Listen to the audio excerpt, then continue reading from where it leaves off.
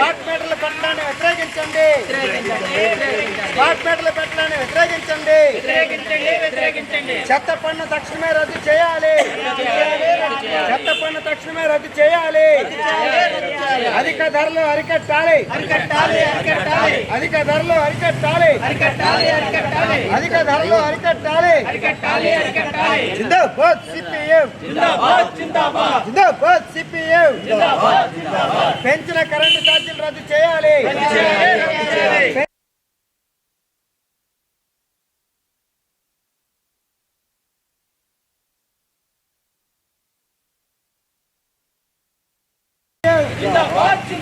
Smart మీటర్లు పెట్టడాన్ని వ్యతిరేకించండి.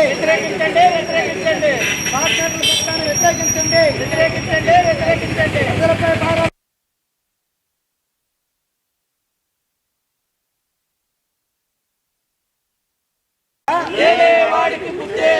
పెరిగే ధరలకు హక్కే లేదా?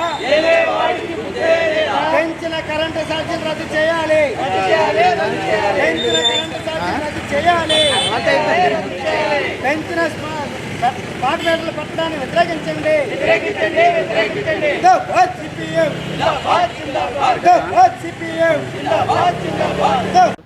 కేంద్ర బీజేపీ ప్రభుత్వం తెచ్చినటువంటి విద్యుత్ సంస్కరణలు రాష్ట్రంలో అమలు చేయరాదని చెప్పి సిపిఎం పార్టీగా డిమాండ్ చేస్తున్నాం. ఈరోజు కరెంటు ఛార్జీలు భారీగా పెంచడం అనేది జరిగింది.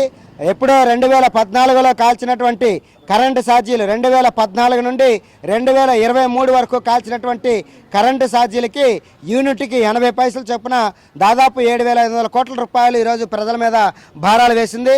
ఈ రాష్ట్ర ప్రభుత్వం బీజేపీ యొక్క విధానాలని తూచా తప్పకుండా అమలు చేయడానికి సిగ్గుపడాలని చెప్పి మేము చెప్పదలుచుకున్నాం. ఎందుకంటే రాష్ట్రానికి తీవ్రమైనటువంటి ద్రోహం చేస్తుంది.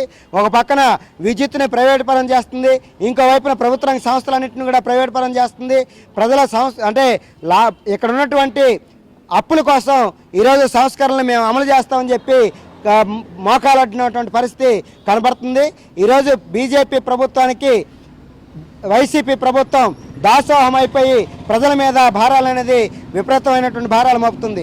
ఈరోజు కరెంటు ఛార్జీలు ఈరోజు డ్రాప్ ఛార్జీల పేరుతోటి కానీ లేకపోతే కస్టమర్ ఛార్జీలు కానీ ఫిక్స్డ్ ఛార్జీలు కానీ దాదాపు 5 రకాల ఛార్జీల పేరుతోటి ప్రజల మీద భారాలు అనేది వేస్తుంది. ఇది ఎక్కడితో ఆగే పరిస్థితి అనేది ఉండదు. రాబోయే కాలంలో మొత్తం పెద్ద ఎత్తున విద్యుత్తుని ప్రైవేట్ పరం అయిన తర్వాత అంటే పంపిణీకి అయ్యే ఖర్చు కానీ ఉత్పత్తికి అయ్యే ఖర్చు కానీ ప్రతిదీ కూడా ప్రజల మీద భారం అనేది వేయడానికి సిద్ధపడుతుంది. కాబట్టి ఈ విద్యుత్ ఛార్జీలు ఏవైతే ఉన్నాయో ఈ భారాలు అనేది ప్రజల మోయలేనటువంటి భారాలు వీటిని రద్దు చేయాలని చెప్పి సిపిఎం పార్టీగా డిమాండ్ చేస్తున్నాం. అలాగే చెత్త పన్ను కట్టకపోతే అమ్మఒడి ఆపేస్తామని, చేయూత ఆపేస్తామని, లేకపోతే పెన్షన్లు ఆపేస్తామని చెప్పి బెదిరిస్తూ ఉన్నారు. ఈరోజు సచివాలయం ఉద్యోగుల్ని మొత్తం తొలగిస్తూ ఉన్నారు. అంటే బెదిరించి తొలగించడం అనేది చాలా దుర్మార్గమైనటువంటిది. ఈరోజు చెత్త పన్ను అనేది ఎక్కడ కూడా చట్టబద్ధత కాదు కాబట్టి ఇటువంటి బెదిరింపులుగానే దిగుతూ ఉంది. కాబట్టి ప్రజలు ఇప్పటికే ఆస్తి పన్ను అనేది చెల్లిస్తున్నారు. ఆస్తి పన్నులోనే చెత్త పన్ను ఉంది, మురుగునీటి పన్ను ఉంది, లేకపోతే వీధి లైట్ల పన్ను ఉంది, రోడ్డు పన్ను అనేది ఉంది. ఇటువంటి పన్నులన్నీ కూడా ఆస్తి పన్నులో ఉన్నాయి కనుక ప్రజలకి మౌలిక సదుపాయాలు కల్పించాల్సిన బాధ్యత ఈ ప్రభుత్వానికి ఉంది. తక్షణమే చెత్త పన్ను అనేది రద్దు చేయాలని చెప్పి సిపిఎం పార్టీగా మేము డిమాండ్ చేస్తున్నాం. బెదిరింపులు ఆపాలని చెప్పి మేము విజ్ఞప్తి చేస్తూ ఉన్నాం.